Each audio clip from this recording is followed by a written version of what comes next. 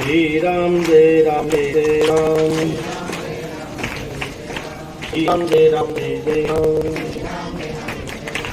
कुंडली कवला हरिभ श्री ज्ञानदेव माऊली ज्ञानेश्वर महाराज की, राम महाराज की, गजानन महाराज की, श्री गुरु श्रीराम महाराज की जय। वारकरी आध्यात्मिक बाल संस्कार शिबिर या शिबिराच्या समारोपाच्या निमित्ताने या ठिकाणी सन्माननीय व्यासपीठ आणि आपण या विद्यार्थ्यांची पालक मंडळी व या ठिकाणी गेल्या 20 दिवसापासून हे प्रशिक्षण घेणारे विद्यार्थी बंधू आणि भगिनींनो, खरं म्हणजे बालसंस्कार शिबिराचा समारोप आज होत आहे। पुढच्या वर्षीची तयारी आपल्याला आजपासून करायची आहे। महाराष्ट्रामध्ये आणि महाराष्ट्राच्या बाहेर जवळजवळ 230 असे बालसंस्कार शिबिर आहेत। त्यापैकी 6 राज्यामध्ये या बालसंस्कार शिबिराची व्याप्ती आहे। आंध्र, कर्नाटक, तेलंगणा, गुजरात, MP आणि महाराष्ट्र या ठिकाणी हे बालसंस्कार शिबिर चालत आहेत। याची जी सुरुवात आहे, या शिबिराचे जे जनक आहे ते खरं म्हणजे वैकुंठवासी सद्गुरू वासुदेवजी महाराज हे या शिबिराचे जनक आहेत। श्री गुरु वासुदेवजी महाराजांनी 55 वर्ष हे बालसंस्कार शिबिर चालवलं। त्याचा परिणाम असा झाला की पूर्वीच्या काळी आपल्या परिसरामध्ये कीर्तनकार खूप कमी होते, फार कमी होते। मला असं वाटतं की आपली बोटं सुद्धा जास्त आहेत इतके कमी कीर्तनकार आपल्या भागामध्ये होते। त्यावेळेला जर नाव घेतलं गेलं तर त्या आकोट परिसरामध्ये पाटकर महाराजांचं नाव घेतलं जात होतं, आपल्या परिसरामध्ये श्री गुरु श्रीराम महाराजांचं नाव घेतलं जात होतं, नारायण महाराज रुदानेकर यांचं नाव घेतलं जात होतं, आणखी भोजने महाराजांचं नाव घेतलं जात होतं, आणखी कुठं कीर्तनकार फार कमी होते। पण हे आपल्या भागामध्ये कीर्तनकार वाढण्याचं काम जर कोणी केलं असेल तर ते बालसंस्कार शिबिराने केलं। ते बालसंस्कार शिबिर वासुदेव महाराजांनी 55 वर्ष चालवलं। त्या बालसंस्कार शिबिराला यावर्षी 86 वर्ष पूर्ण झाले। इतक्या दिवसापासून ते शिबिर चालत आहे। श्री गुरु पाटकर महाराजांनी सुद्धा ते शिबिर चालवलं। नंतर गुरुवर्य यशवंत महाराज निपाणेकर यांनी सुद्धा ते शिबिर चालवलं। त्या शिबिरातले आम्ही 82 सालातले विद्यार्थी, 82 साली आमदार साहेब निपाण्याला शिबिर होतं, त्या शिबिरामध्ये आम्ही होतो। अशी काही फार व्यवस्था होती असं नाही, त्यावेळेला फार तुटवडा होता। पोळी एखाद्या वेळेला भेटायची, 2 टाइम भाकरी असायची। ते लग्नात आम्हाला घेऊन जायचे जेवायला, एखाद्याचं लग्न असलं पाहुण्याची पंगत अगोदर असायची आणि आम्ही पाठीमागे उभे असायचो। हे पोरं तुम्ही थांबा। पाहुणे सगळी बुंदी खाऊन टाकायची, आम्हाला ते वांग्याची भाजी पोळ्या असायच्या। तर पाहुणे बसल्यानंतर आता बुंदी कशाला सोडतायत, असं शिबिर त्या काळामध्ये झालं। त्याही शिबिराचा परिणाम असा झाला की त्या शिबिरातले आम्ही जवळजवळ 7 ते 8 कीर्तनकार आहोत। हा शिबिराचा परिणाम आहे। हे सगळे शिबिर पाहत असताना 182 ते 85 90 पर्यंत आपण शिबिराला भेटी दिल्या यावर्षी। आंध्र कर्नाटकमध्ये भोजने साहेब पत्रिका त्यांच्या भाषेमध्ये आहे, शिक्षण आपलं आहे। आंध्रमध्ये सुद्धा 5-7 शिबिर आहे, कर्नाटकमध्ये 5-7 शिबिर आहे, तेलंगणामध्ये सुद्धा 5-7 शिबिर आहे। आपण त्या ठिकाणी गेल्यानंतर पोरं श्लोक चांगले संस्कृतमध्ये म्हणतायत, पण त्या श्लोकाचा अर्थ मात्र त्यांच्या भाषेमध्ये बोलतायत। आपल्याला तो अर्थ समजून घ्यावा लागतो आणि अशा पद्धतीने या शिबिराची व्याप्ती वाढते। तेलंगणातले जवळजवळ शिबिरामुळे 5-10 विद्यार्थी आता आळंदीला आहेत। कर्नाटकमधले सुद्धा विद्यार्थी आळंदीला आहेत। अरे तेलंगणातले विद्यार्थी चानीला होते त्या शिबिरामध्ये। अशा पद्धतीने या शिबिराची व्याप्ती वाढत आहे आणि ही गोष्ट अत्यंत महत्त्वाची आहे। खरं म्हणजे मी शिबिरामध्ये परवाही असं बोललो की शिबिर किती महत्त्वाचं वाटलं पाहिजे, महाराज लोकांना ते किती महत्त्वाचं वाटलं पाहिजे की एखादं 4-5 महिन्याचं मूल असू द्या, ते पाडण्यामध्ये टाकलेलं असू द्या आणि एकदम त्याला रडण्याचा त्याचा आवाज येऊ द्या. पोरो, मी तुम्हाला विचारतो, तुम्ही ऐकताय ना? पंक्तीला वेळ आहे अजून.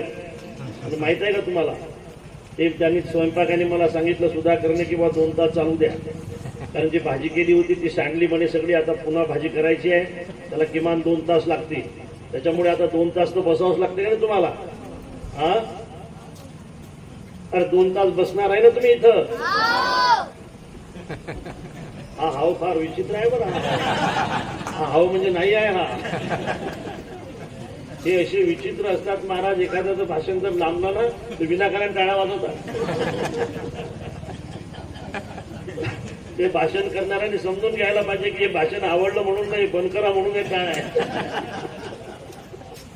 अर्थात 4-5 महिन्याचं मूल आहे, पाळण्यामध्ये टाकलेलं आहे आणि त्याच्या रडण्याचा आवाज आला. मी पोरो तुम्हाला विचारतो, पोराच्या रडण्याचा आवाज आल्यानंतर पहिल्याने कोण धावून जाते रे? हे तुम्ही त्याला शिकवलं का? नाही शिकवलं. पहिल्याने आई धावून जाते हे शिकवलं नाही, पण त्यांना अनुभवाने माहित आहे. मुलगा जर रडण्याचा आवाज आला तर पहिल्याने कोण धावून जाणारी असेल तर ती माय असते, लक्षात ठेवा. ते धावून येते त्यावेळेला आपल्याला कळत नाही, पण मला असं वाटतं की पाळण्यामध्ये मुलाला सांभाळणारी जर कोण असेल तर ती माय असते आणि म्हणून पहिल्याने ती धावून जाते. ती माय किती मोठी असू द्या, ती माय आमदार असू द्या, ती माय खासदार असू द्या, ती माय मंत्री असू द्या, ती माय मुख्यमंत्री असू द्या, ती माय पंतप्रधान असू द्या. या देशातली एकदा माय सुद्धा पंतप्रधान होती. इंदिराजी या देशाच्या पंतप्रधान होत्या. पण मुलगा जर लहान असेल आणि तो जर रडला ना तर कितीही मोठी माय असली, किती श्रीमंत असली, तिचं पद किती मोठं असलं तर ती असं म्हणत नाही नोकराला, जा रे ते पोरगं रडते त्याला घे जरा.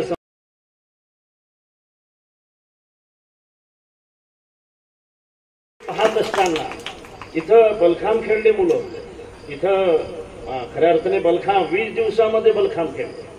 खरं म्हणजे 5-7 महिने त्याला लागत आहे. 20 दिवसामध्ये पोरं 20 दिवसाचं शिबिर आहे. पहिले 4-5 दिवस तर रडण्यातच जातात नाही का, त्यांना समजवण्यातच जातात. त्या शिबिरामध्ये गेल्यानंतर आम्हाला कौतुक करावं लागतंय कोणाचं पंक्ती देणाऱ्याचं. अनेकदा आम्हाला कौतुक करावं लागते कोणाचं खऱ्या अर्थाने जे या ठिकाणी काहीतरी आणून देतात त्याचं, आईस्क्रीम देणाऱ्याचं, पुस्तकं देणाऱ्याचं. पण मी या ठिकाणी सर्वात जास्त कौतुक करेल ते म्हणजे या शिक्षकांचं, की ज्यांनी या मुलांना शिकवलं. हे सगळं दिल्यानंतर जर शिक्षकाने शिकवलं नसतं, शिक्षकाने जर मेहनत घेतली नसती तर, मला वाटतं शिक्षकाने जर मेहनत घेतली नसती तर इतका सुंदर पकवाद वाजला नसता. शिक्षकाने जर मेहनत घेतली नसती तर क्रमांकाने आपल्याला त्या पावल्या पाहायला मिळाल्या नसत्या. शिक्षकाने जर मेहनत घेतली नसती तर आपल्याला ते भिंत चालताना दिसली नसती. भिंतही चालू होती आणि बैलगाडी चालू होती. बैलगाडी, तो बैलगाड्यावर तो धुरकरी एकदम खास धुरकरी होता, कारण त्याला वर फक्त पाठीवर उभं राहायचं होतं, त्याला दुसरं काय कामच नव्हतं. बैलगाडी पोराने दाखवली कशी चालली पाहिजे, म्हणून बैलगाडीचं प्रात्यक्षिक आता करावं लागतंय. हे खरं म्हणजे आपल्या बैलगाड्या कमी झाल्यामुळे, आणि म्हणून हे प्रात्यक्षिक पाहिलं. शिक्षकांनी जर कंजूशी केली असती तर या ठिकाणी हे प्रात्यक्षिक पाहण्याचं सौभाग्य आपल्याला प्राप्त झालं नसतं. म्हणून सगळ्यांपेक्षा सगळ्यांच्या मदती तर आहेतच, पण या सगळ्यांच्या मदतीमध्ये सगळ्यात अग्रक्रमांक जर कोणाचा असेल तर तो या ठिकाणी शिक्षकांचा आहे. बलखाम आपण पाहिलाय, त्याचे बलखांबाचे अध्यापक आहेत शालिकरामजी हिंगणे साहेब. दुसरे त्यांचे सहयोगी आहेत दिलीप श्रीराम खेडकर साहेब. आणि खरं म्हणजे हे शिक्षक मंडळी या ठिकाणी आहे. या मठाचे मठाधिपती गोपाल महाराज रहाणे, या शिबिराचे प्रमुख अभिषेक महाराज पवार, या शिबिराचे प्रशिक्षक शिवाजी महाराज रायपुरे, या शिबिराचे मुख्याध्यापक मजबूत केले तुम्ही मुख्याध्यापक, कारण शिक्षक घाबरले पाहिजेत ना त्यांना. आणि आम्ही महादेव महाराज, इंग्रजीमध्ये सही आहे तुमची, हे तुमचीच आहे का? हे सही तुमचीच आहे, इंग्रजीत आहे का? शिकले तुम्ही घरी?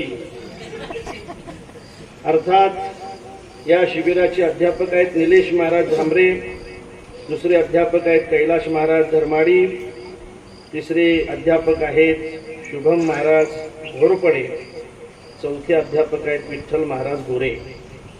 या शिक्षकांचा आपण सगळ्यांनी खरं म्हणजे सगळ्या पालकांनी मनापासून आभार मानले पाहिजे.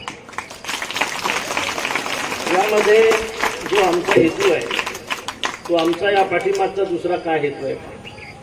या पाठीमागचा आमचा हा हेतू आहे की ही संस्कृती जिवंत राहिली पाहिजे. हे संस्कार अगोदर घरामध्ये दिल्या जात होते, घराघरामध्ये संस्कार होते आणि संस्कार देण्यासाठी त्यांचे मायबाप सुद्धा संस्कारिक होते. मला आठवते आमची आजी होती, पाय धुतल्याशिवाय खरं म्हणजे आम्हाला अथर्वणावर सोडू देत नाही, देवाचं दर्शन घेतल्याशिवाय घर सोडू देत नाही, खऱ्या अर्थाने त्या ठिकाणी संध्याकाळी दिवा नेल्याशिवाय जेवण देत नाही. और फार वाईट वाटत, मारायची होती म्हातारी, फटकन मारायची, फटकन झाबूक मारायची.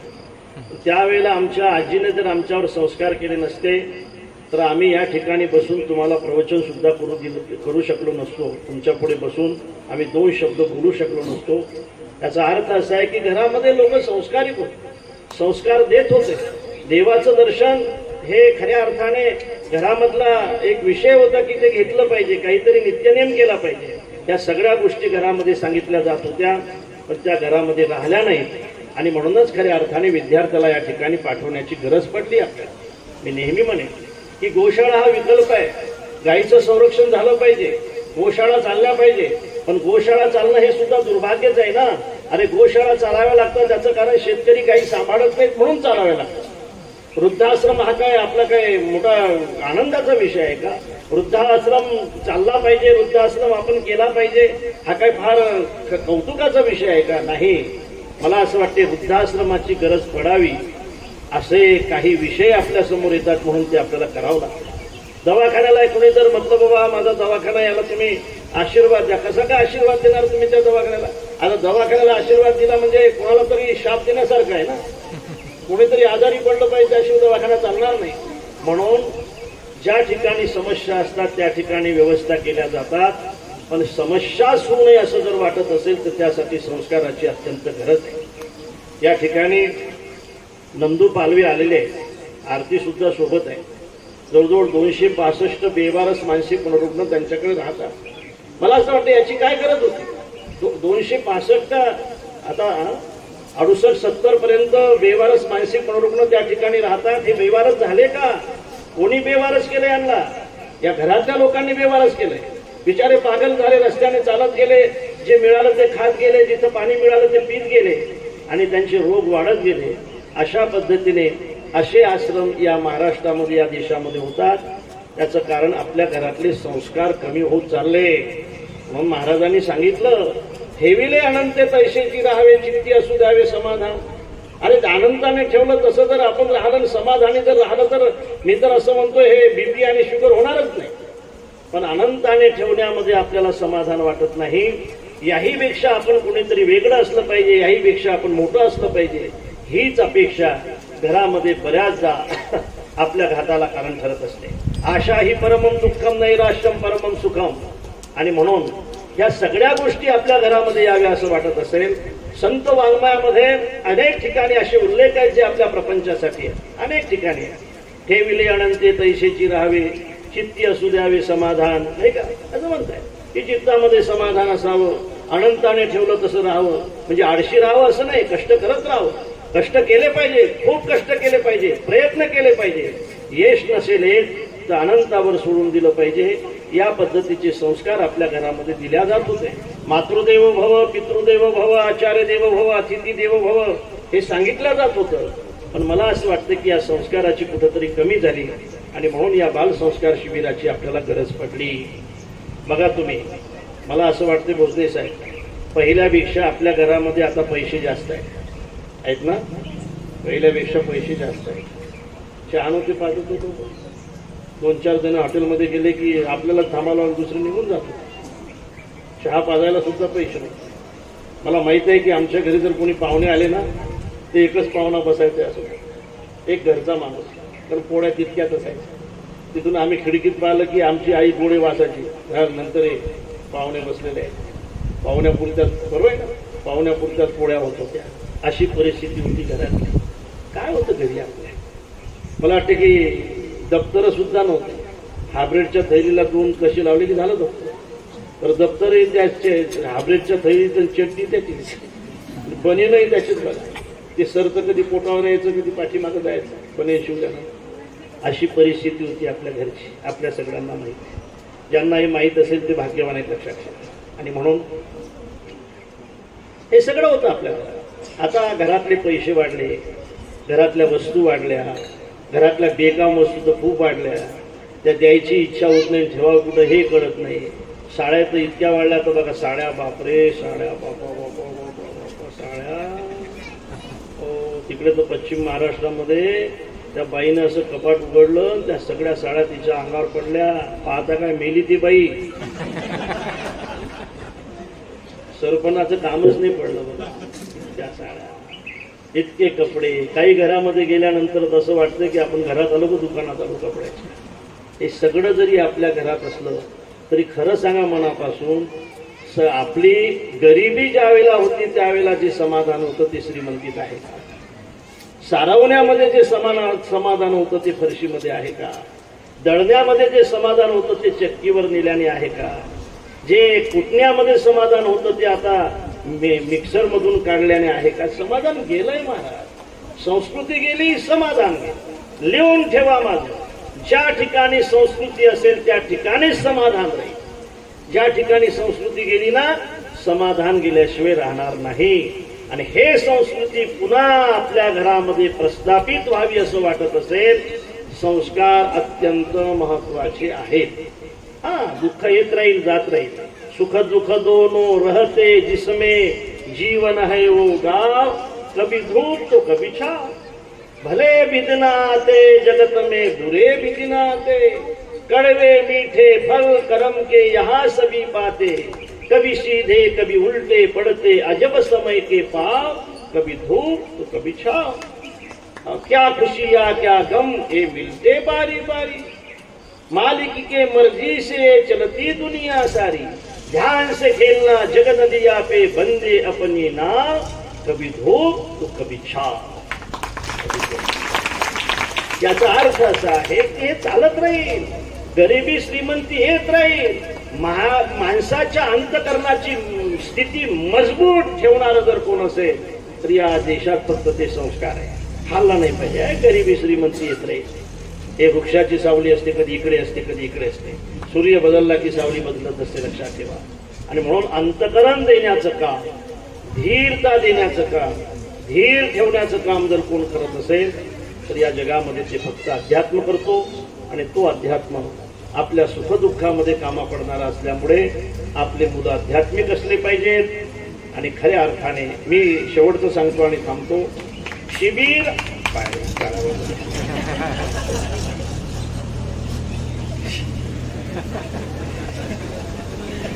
शेवटचं सांगतो म्हटल्याबरोबर टाळा वाजला ना.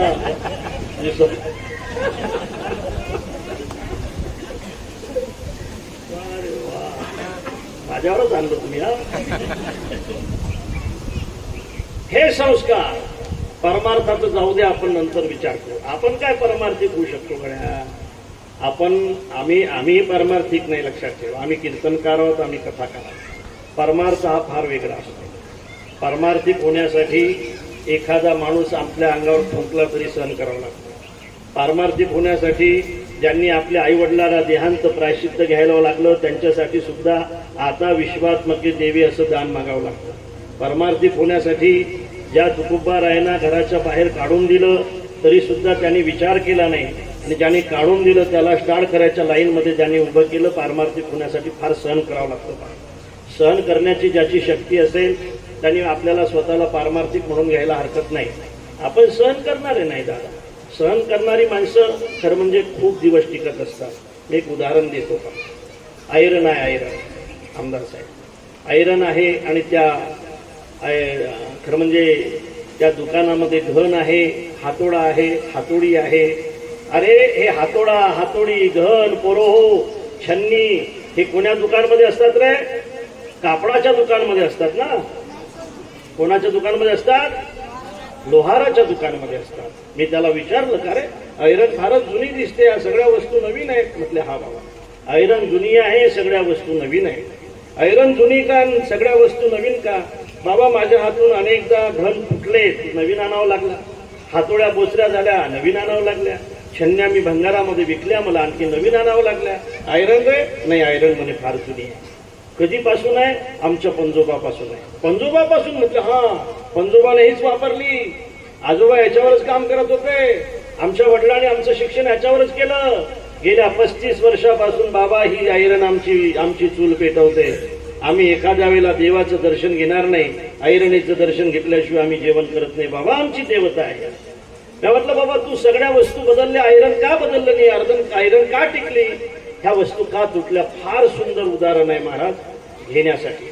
त्यांनी सांगितलं ह्या वस्तू तुटण्याचं कारण असं आहे, हातोडा, हातोडी, छन्नी आणि घण हे तुटले, ऐरण मात्र टिकली. याचं कारण असं आहे, हातोडा, हातोडी, छन्नी आणि घण हे घाव मारणारे असल्यामुळे तुटले आणि ऐरण घाव सहन करणारी असल्यामुळे टिकली. टिकावं असं वाटत असेल तर ऐरण तर बनावंच लागेल. ऐरण बनावंच लागेल. हातोडा नसतो टिकत, हातोडी नसते टिकत, छन्नी नसते टिकत. लक्षात ठेवा, होण्याबद्दल आनंद वाटत असला तरी छन्नी टिकत नाही, ती बोचरी होते. ते पुन्हा पुन्हा पाजवावं लागते, आणखी आणखी लहान होते, फेकून द्यावं लागते, भंगारामध्ये विकावं लागते. पण ऐरण मात्र जशाच्या तशी राहते. कोण्याही क्षेत्रामध्ये कोणालाही काम करायची इच्छा असेल, घन किंवा हातोडा होता येणार नाही, ऐरण बनावं लागेल. आणि म्हणून खऱ्या अर्थाने ही सहनशक्ती देण्याचं काम अध्यात्म करत असतो. आपल्या प्रपंचासाठी सुद्धा या मुलांचा फार मोठा उपयोग होईल. तुम्हाला सांगतो आणि थांबतो. थांबणार आहे आता? थांबा, तुम्हाला सुट्टीच देत नाही आता 1 वाजेपर्यंत. टाळ्या वाजवता नाही. थांबतो बघा, खरंच थांबतो. मी खरं सांगतो तुम्हाला बरं का प्रशांत महाराज. आमच्याकडे माझा एक माणूस आला, भोजने साहेब, की तो माणूस अक्षरशः पिऊन आला. पिऊन म्हणजे पिऊन म्हटलं की पाणी पिऊन नाही. आणि पेशवे साहेब तो माणूस आला आणि मला म्हटलं की मला आपलं थोडा पोरगा गरीब असला चालेल, पण माणसं चांगली पाहिजे. हा माणूस अजून पोरगा थोडंसं अजून द्या, पण माणसं चांगली पाहिजे. पोरगा निर्व्यसनी पाहिजे.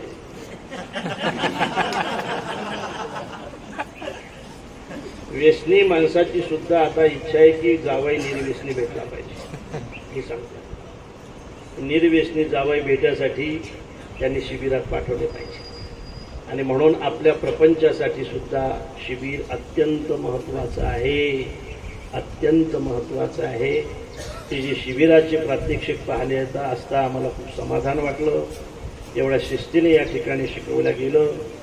आणि म्हणून ज्यांनी या शिबिराला मदत केली असेल त्यांना खऱ्या अर्थाने त्यांचे आभार मानतो.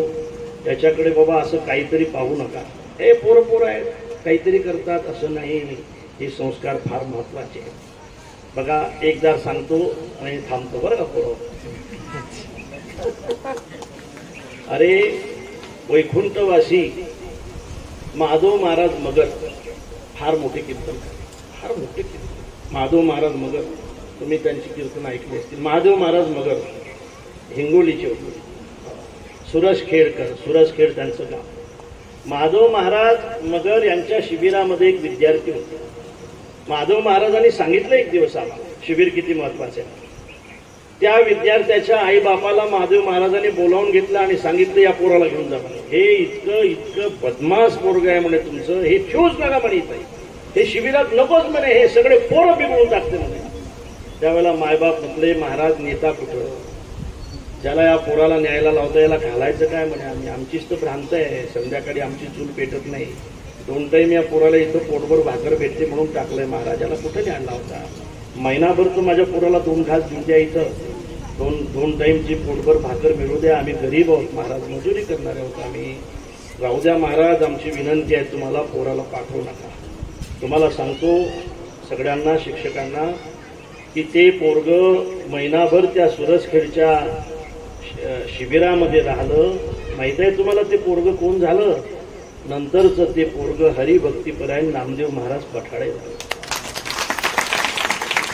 तुमच्या माहितीसाठी सांगतो सगळ्यांच्या, की या शतकामध्ये इतका चांगला कीर्तनकार झाला नाही. या शतकामध्ये म्हणतोय, या 100 वर्षामध्ये वारकरी संप्रदायाने एवढा चांगला कीर्तनकार पाहिला नाही. तो कीर्तनकार देण्याचं काम या शिबिराने केलं. डोक महाराजांना विचारलं, महाराज काय तुमचं पाठांतर, तुमच्या पुढे एवढा मोठा समाजी उपकार कोणाचे? शिबिराचे. म्हणजे नागपूरकर महाराजांनी, नरखेडकर महाराजांनी शिबिर घेतलं होतं. त्या शिबिरात 5-7 दिवस गेलो. तिथून आळंदीला येण्याची इच्छा झाली आणि मी आज कीर्तनकार आहे. हे शिबिराचं फल आहे. एखादा जरी त्यागी यातला महात्मा निघाला तर तो आपलं सगळं चित्र बदलून देईल. म्हणून मी पालकांना, या ठिकाणी आलेल्या सगळ्यांना, किंवा फक्त आपण आलो आणि आपल्या पोराला घेऊन जायचं आहे, कामात काम चाला म्हटलं धापटीवून येऊ असं म्हणून तुम्ही जर आले असाल तर मला असं वाटतं की ती चूक दुरुस्त करा. हे शिबिर अत्यंत महत्वाचं आहे की जे या ठिकाणी होते. पुढच्या वर्षीही आपल्या मुलांना या ठिकाणी काय बलखाम 10 दिवसात त्याचा पहिला नंबर आला. त्याचा बलखामही पहिला, त्यातल्या पावल्याही पहिल्या, त्याचं आसनही पहिलं, म्हणून त्याचा पहिला नंबर या ठिकाणी आला. अशा पद्धतीने आपण ही जागा, हा आश्रम, हा सगळा परिसर आणि शिबिराला एक असलेली जागा असल्यामुळे या ठिकाणी हे बालसंस्कार शिबिर असं चालत राहावं अशी खऱ्या अर्थाने याचना करतो. आणि आता झालं पूर्व भाषण. काय झालं आता? भाषण झालं. आता काय झालं? भाषण. आता चालू होणार आहे प्रवचन. बरोबर? अरे आता काय चालू होणार आहे? प्रवचन. अर्धा तास प्रवचन झालं की मग चालू होणार आहे 2 तास कीर्तन. चालेल ना? अशा अर्थाने सगळ्यांचं एकदा मनापासून कौतुक करतो. या मुलांचं, शिक्षकांचं, ज्यांनी मदत केली असेल त्यांना त्यांचे आभार मानतो आणि या ठिकाणी थांबतो. रामकृष्ण.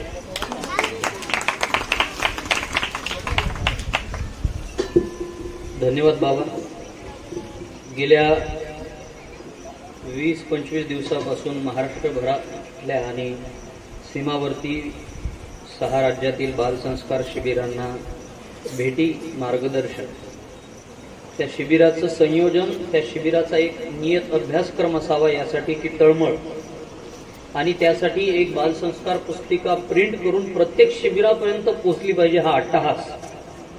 अनेक बालसंस्कार शिबिरातील अन्नदानाच्या व्यवस्था पाहणे, तिथे प्रत्यक्ष जाणे आणि तिथे जे कमी असेल ते त्याच वेळी त्या बालसंस्कार शिबिरात पोहोचवणे, विद्यार्थी पोहोचवणे आणि आमच्यासारख्या अनेक शिबिरं घेणाऱ्या कीर्तनकारांना प्रबलन देणे, त्यांच्या अडीअडचणीचा विचार करणारं असं एक निराळं व्यक्तिमत्व महाराष्ट्राला व वारकरी संप्रदायाला सद्गुरू श्रीराम महाराज, सद्गुरू जोग महाराजांच्या कृपा आशीर्वादाने लाभलेलं आहे.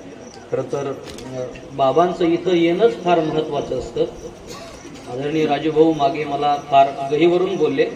बाबा त्यांना बोलले होते की 25 तारखेला एखाद्या वेळेस होईल न होईल, पण त्यावेळेस ते बोलले जर बाबाच आले नाही तर समारोप होईल कसा, हा प्रश्न, यक्ष प्रश्न त्यांच्या पुढे होता. म्हटलं नाही, थोडंसं नियोजन करत असतील कार्यक्रमाचं आणि त्यामुळे आंध्र प्रदेशातले काही शिबिर त्या कालावधीत असू शकतात, हवं तर आपण तिथी तारीख बदलूयात, पण तसं काही करण्याची गरज पडली नाही. आदरणीय बाबांनी प्रवासात थोडासा वेग करून, म्हणजे उद्या जे विदर्भात येणार होते ते आज विदर्भात पोहोचले आणि आपल्या बालसंस्कार शिबिरात येऊन आपल्याला मार्गदर्शन केलं. अनेक अंगांनी त्यांच्या त्या परिपक्वतेचा अनुभव आपण त्यांच्या व्याख्यानातून घेतला. खरं तर बाबांच्या आशीर्वादानंतर हा कार्यक्रम संपला होता असं मी जाहीर केलं होतं, पण आयत्या वेळी एक सूचना येते आहे. आदरणीय